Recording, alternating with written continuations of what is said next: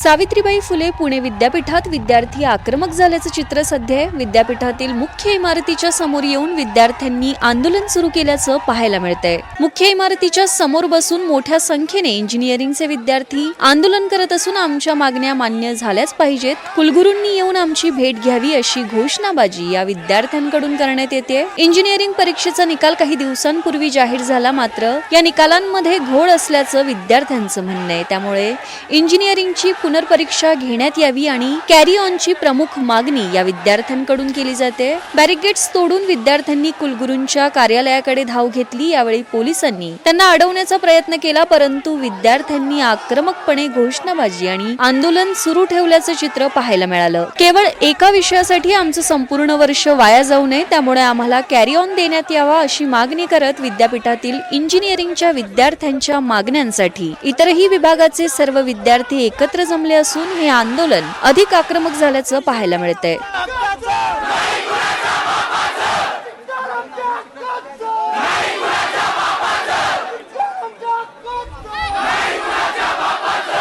कुलगुरूंनी आम्हाला 10 मिनिटांचा वेळ दिला होता। 10 मिनिटात ते आमच्यापर्यंत येणार होते, मात्र ते आमच्या मागण्या ऐकून घेण्यासाठी न आल्यामुळे आम्ही आतमध्ये शिरलो असं विद्यार्थ्यांनी माध्यमांशी बोलताना म्हटलंय।